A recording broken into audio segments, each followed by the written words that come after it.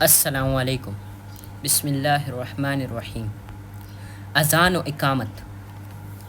اذان کی ابتدا رسول اللہ محمد صلی اللہ علیہ وسلم اور دیگر مسلمان جب مدینہ منورہ تشریف لائے اس وقت اذان مشروع نہیں ہوئی تھی، تو مسلمان نماز کی ادائیگی کے لیے وقت مقرر کر کے اس پر جمع ہوتے تھے۔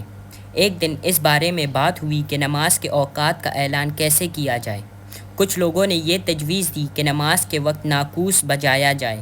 آپ محمد صلی اللہ علیہ وسلم نے فرمایا، یہ تو نصارہ کا کام ہے۔ کسی نے تجویز دی کہ بغل بجایا جائے۔ آپ محمد صلی اللہ علیہ وسلم نے فرمایا، یہ یہود کا کام ہے۔ کسی نے کہا کہ بلند مقام پر آگ روشن کی جائے۔ آپ محمد صلی اللہ علیہ وسلم نے فرمایا، یہ مجوس کا کام ہے۔ سیدنا انس رضی اللہ عنہ بیان کرتے ہیں کہ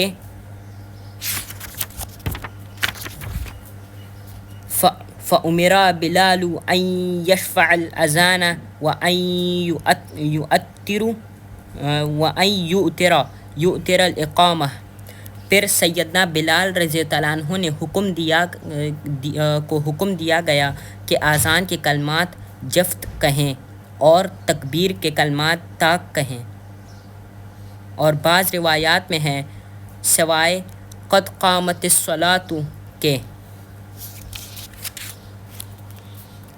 اذان کے جفت کلمات: اللہ اکبر، اللہ اکبر، اللہ اکبر، اللہ اکبر، اشہد ان لا الہ الا اللہ، اشہد ان لا الہ الا اللہ، اشہد ان محمد الرسول اللہ، اشہد ان محمد الرسول اللہ، حی علی الصلاۃ، حی علی الصلاۃ، حی علی الفلاح، حی علی الفلاح، اللہ اکبر، اللہ اکبر، لا الہ الا اللہ۔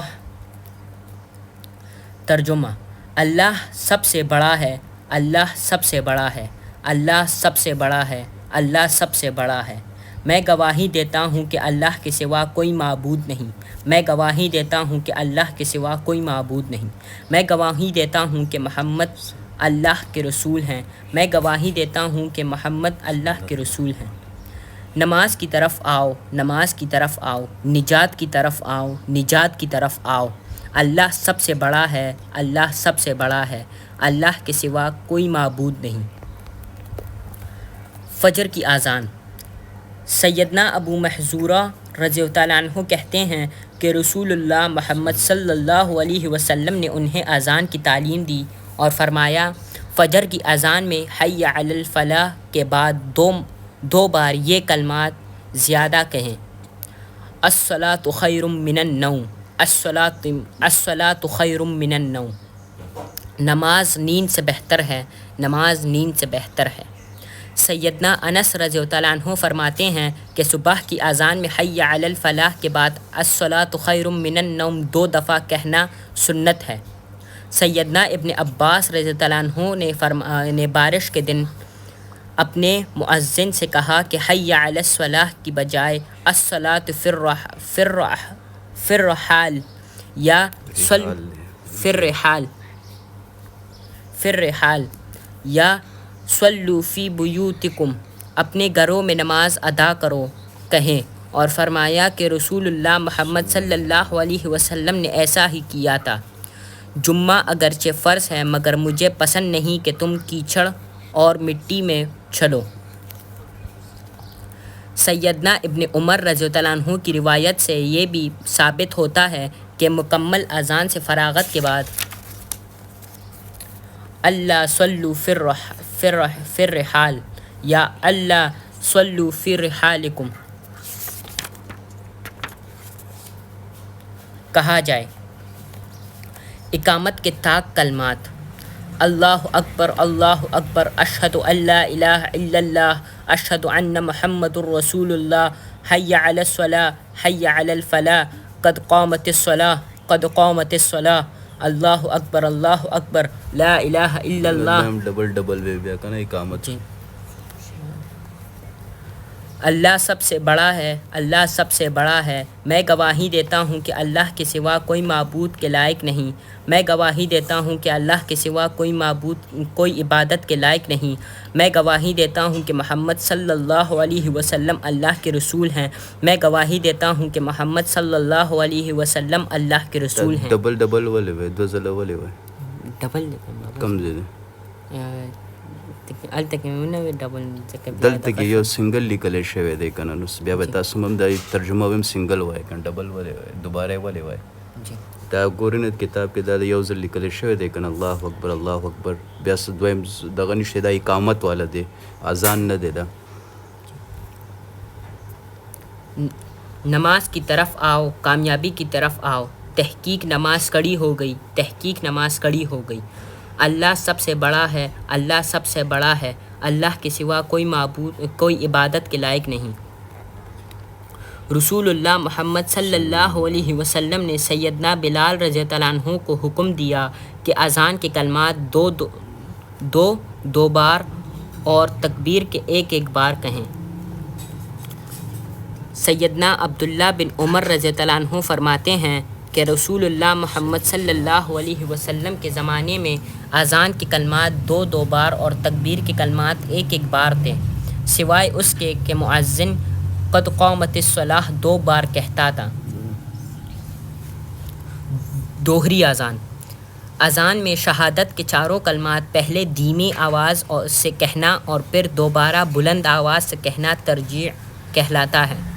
سیدنا ابو محذورہ رضی اللہ عنہ روایت کرتے ہیں کہ رسول اللہ محمد صلی اللہ علیہ وسلم نے بذات خود مجھے اذان سکھائی اور فرمایا کہ اذان اس طرح کہو: اللہ اکبر اللہ اکبر اللہ اکبر اللہ اکبر، اشہد ان لا الہ الا اللہ، اشہد ان لا الہ الا اللہ، اشہد ان محمد الرسول اللہ، اشہد ان محمد الرسول اللہ۔ آپ محمد صلی اللہ علیہ وسلم نے فرمایا پھر دوبارہ زیادہ بلند آواز کے ساتھ کہو: اشہد ان لا الہ الا اللہ، اشہد ان لا الہ الا اللہ، اشہد ان محمد الرسول اللہ، اشہد ان محمد الرسول اللہ۔ حی علی الصلاۃ، حی علی الصلاۃ، حی علی الفلاح، حی علی الفلاح۔ اللہ اکبر اللہ اکبر، لا الہ الا اللہ۔ سیدنا ابو محذورہ رضی اللہ عنہ سے روایت ہے کہ رسول اللہ محمد صلی اللہ علیہ وسلم نے انہیں اذان کے 19 اور اقامت کے 17 کلمات سکھائے۔ اذان اور مؤذن کے فضائل۔ سیدنا ابو سعید خدری رضی اللہ عنہ روایت کرتے ہیں کہ رسول اللہ محمد صلی اللہ علیہ وسلم نے فرمایا: مؤذن کی آواز جنات، انسان اور جو چیز سنتی ہے وہ قیامت کے دن اس کے لیے گواہی دے گی۔ سیدنا معاویہ رضی اللہ عنہ سے روایت ہے کہ میں نے رسول اللہ محمد صلی اللہ علیہ وسلم سے سنا: قیامت کے دن اذان دینے والوں کی گردنیں تمام لوگوں سے لمبی ہوں گی، اللہ کا نام بلند کرنے کی وجہ سے وہ نمایاں ہوں گے۔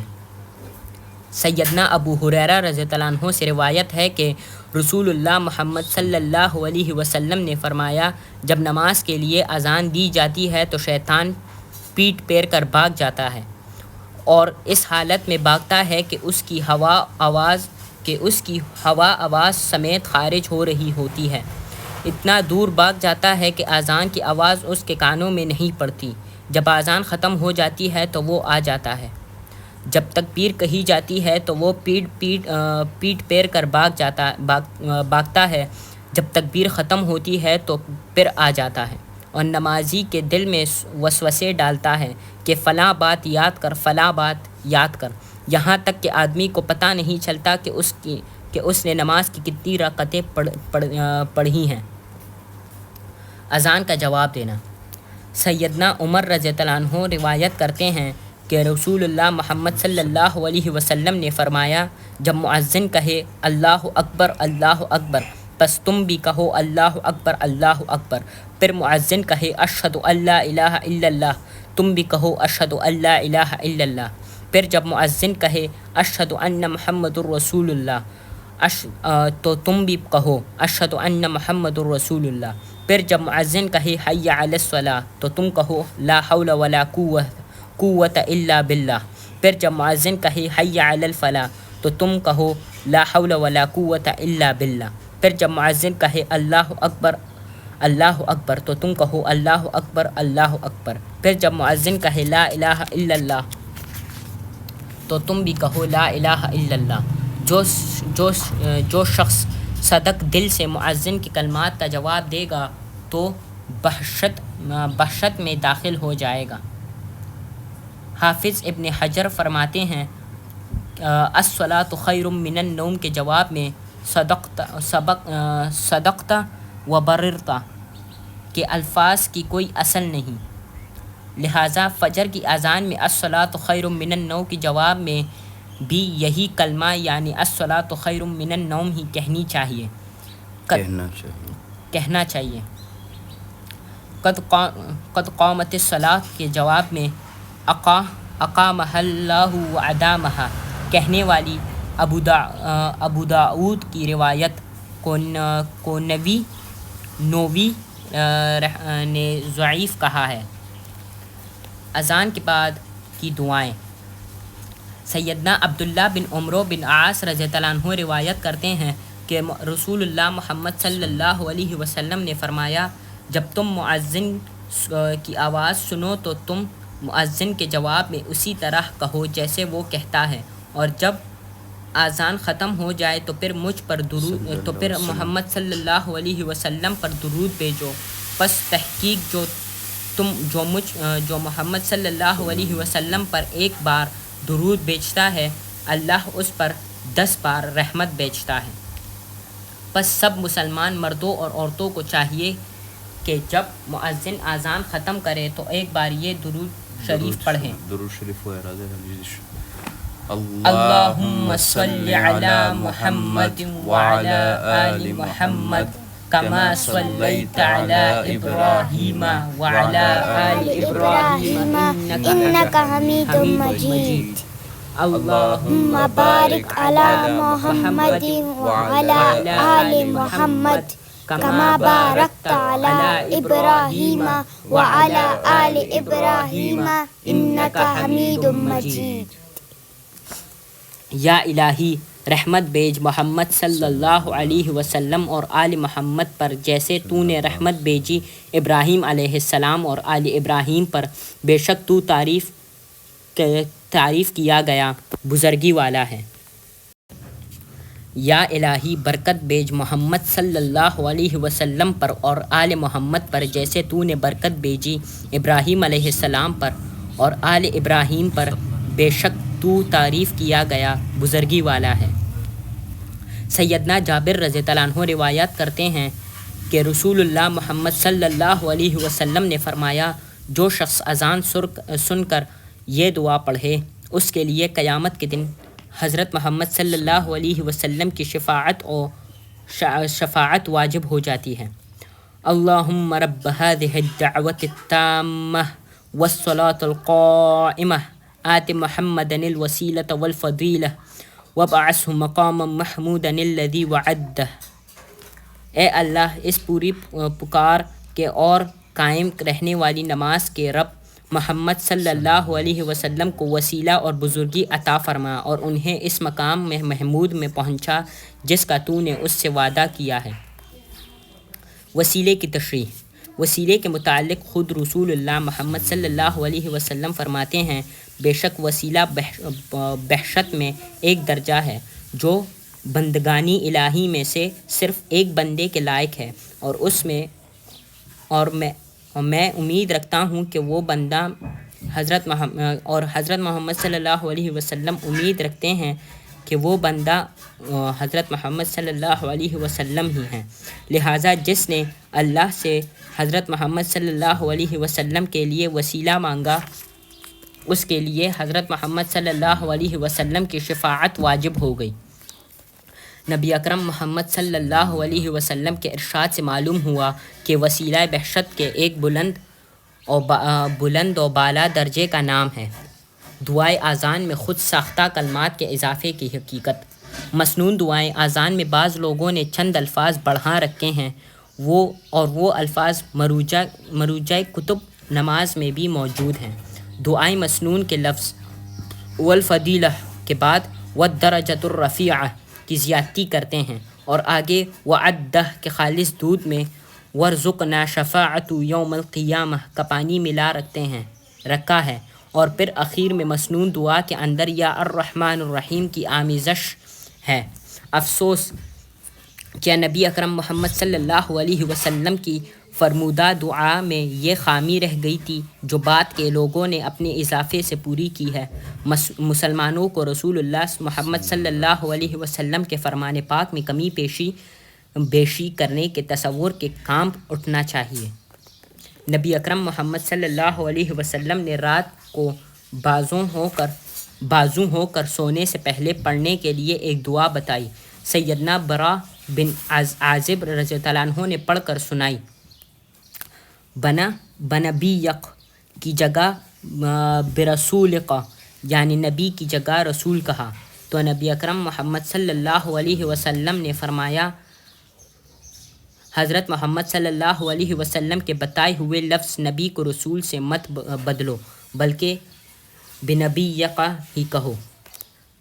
سیدنا سعد بن ابی وقاص رضی اللہ عنہ روایت کرتے ہیں کہ رسول اللہ محمد صلی اللہ علیہ وسلم نے فرمایا، جو شخص مؤذن کی اذان سن کر یہ دعا پڑھے تو اس کے گناہ بخش دیے جائیں گے۔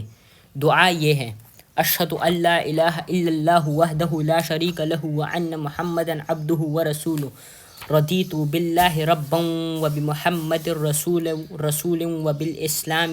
وبالاسلام دینا۔ میں گواہی دیتا ہوں کہ اللہ کے سوا کوئی معبود نہیں، وہ ایک ہے، اس کا کوئی شریک نہیں، اور تحقیق محمد صلی اللہ علیہ وسلم اس کے بندے اور رسول ہیں۔ میں اللہ کے رب ہونے اور محمد صلی اللہ علیہ وسلم کے رب ہونے اور اسلام کے دین ہونے پر راضی ہوں۔ اور بالاسلام ایک دفعہ ہی ہے۔ اذان اور اقامت کے دیگر مسائل۔ ہر نماز کے وقت اذان دینی لازم ہے۔ رسول اللہ محمد صلی اللہ علیہ وسلم نے فرمایا، جب نماز کا وقت آئے تو تم میں سے کوئی ایک اذان کہے۔ سیدنا بلال رضی اللہ عنہ نے مذکور ہے کہ وہ اذان کہتے ہوئے کانوں میں انگلیاں ڈالتے تھے، حی علی الصلاۃ کہتے وقت منہ دائیں طرف پھیرے، اور حی علی الفلاح کہتے وقت بائیں طرف۔ سیدنا عثمان بن ابو العاص رضی اللہ عنہ سے روایت ہے کہ نبی اکرم محمد صلی اللہ علیہ وسلم نے انہیں ان کی قوم کا امام مقرر کیا اور فرمایا، واتخذ مؤذنا لا یأخذ علی اذانہ اجرا۔ مؤذن وہ مقرر کر جو اپنی اذان پر مزدوری نہ لے۔ مؤذن وہ مقرر کرنا چاہیے جو بلند آواز والا ہو۔ سیدنا عبداللہ بن زید رضی اللہ عنہ کہتے ہیں کہ رسول اللہ محمد صلی اللہ علیہ وسلم نے انہیں فرمایا، بلال کو اذان سکھاؤ کیونکہ وہ تم سے بلند آواز والا ہے۔ ایک صحابیہ رضی اللہ عنہ فرماتی ہیں کہ مسجد کے قریب تمام گھروں سے میرا مکان اونچا تھا، اور سیدنا بلال رضی اللہ عنہ اس مکان پر فجر کی اذان دیتے تھے۔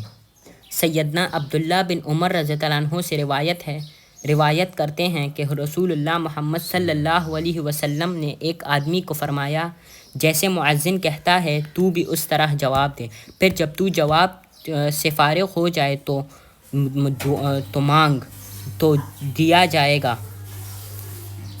رسول اللہ محمد صلی اللہ علیہ وسلم نے فرمایا، اذان اور تکبیر کے درمیان اللہ تعالیٰ دعا رد نہیں فرماتا۔ بعض علاقوں میں بیماریوں اور وبا کے موقع پر لوگ گھر گھر اذانیں دیتے ہیں، یہ سنت سے ثابت نہیں کیونکہ اس سلسلے میں پیش کی جانے والی تمام روایات ضعیف ہیں۔ الصلاۃ خیر من النوم کے الفاظ سوائے اذان فجر کے کسی اور اذان میں نہ کہیں جائیں۔ اقامت اذان کے فوراً بعد نہیں ہونی چاہیے کیونکہ نبی اکرم محمد صلی اللہ علیہ وسلم نے فرمایا، اذان اور تکبیر کے درمیان نفل نماز کا وقفہ ہوتا ہے۔ صبح صادق سے کچھ دیر پہلے والی اذان جائز ہے۔ نبی اکرم محمد صلی اللہ علیہ وسلم نے فرمایا تمہیں بلال کی اذان سحری کھانے سے نہ روکے، کیونکہ وہ رات کو اذان دیتا ہے تاکہ تہجد پڑھنے والے کو واپس کر دے اور سونے والے کو بیدار کر دے۔ نبی اکرم محمد صلی اللہ علیہ وسلم نے فرمایا جب اقامت ہو جائے تو فرض نماز کے علاوہ کوئی نماز نہیں ہوتی۔ رسول اللہ محمد صلی اللہ علیہ وسلم نے میدان عرفات میں 2 نمازیں اکٹھی پڑھیں۔ آپ صلی اللہ علیہ وسلم نے اذان ایک مرتبہ دلوائی اور ہر نماز کی اقامت الگ الگ کہلوائی۔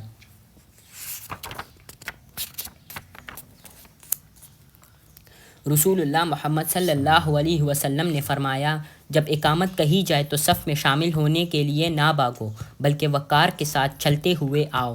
جو نماز تم پالو وہ ٹھیک ہے اور جو رہ جائے اسے بعد میں پورا کرو۔ سیدنا عبداللہ بن عمر رضی اللہ عنہ روایت کرتے ہیں کہ رسول اللہ محمد صلی اللہ علیہ وسلم نے فرمایا بے شک بلال رات کے وقت اذان دیتے ہیں، پس تم کھاؤ اور پیو۔ سیدنا عبداللہ بن مسعود رضی اللہ عنہ کی حدیث میں اس پہلی اذان کی حکمت یہ ہے کہ سیدنا بلال رضی اللہ عنہ کی اذان اس لیے ہوتی تاکہ نماز تہجد ادا کرنے والا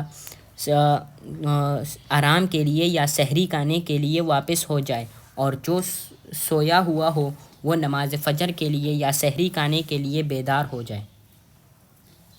اس اذان اور نماز فجر کی اذان میں اتنا وقفہ نہیں ہوتا تھا جتنا کہ آج کل گھنٹہ آدھا گھنٹہ کیا جاتا ہے۔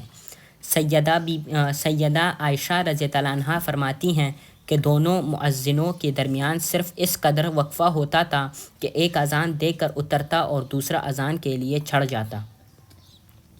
ایک شخص اذان سن کر مسجد سے باہر نکل گیا تو سیدنا ابو ہریرہ رضی اللہ عنہ نے فرمایا بے شک اس شخص نے سیدنا ابو القاسم صلی اللہ علیہ وسلم کی نافرمانی کی ہے۔ نبی اکرم ابو قاسم کے ابو زکا ہو چاہتا ندی ویل پکار۔ نبی اکرم محمد صلی اللہ علیہ وسلم نے فرمایا جو نماز کا ارادہ کر کے آتا ہے تو وہ نماز ہی میں ہوتا ہے۔ سیدنا ابو ہریرہ رضی اللہ عنہ سے روایت ہے کہ ایک دفعہ نماز کی اقامت کہہ دی گئی اور کھڑے ہو کر صفیں درست کی گئیں۔ اتنے میں رسول اللہ محمد صلی اللہ علیہ وسلم ہماری طرف نکل آئے۔ جب نماز کی جگہ میں کھڑے ہوئے آپ کو یاد آیا کہ آپ جنبی ہیں تو آپ نے لوگوں سے کہا اپنی جگہ کھڑے رہو۔ پھر آپ نے گھر جا کر غسل فرمایا اور جب آپ واپس تشریف لائے تو آپ کے سر سے پانی ٹپک رہا تھا۔ پھر آپ نے تکبیر کہہ کر نماز پڑھائی۔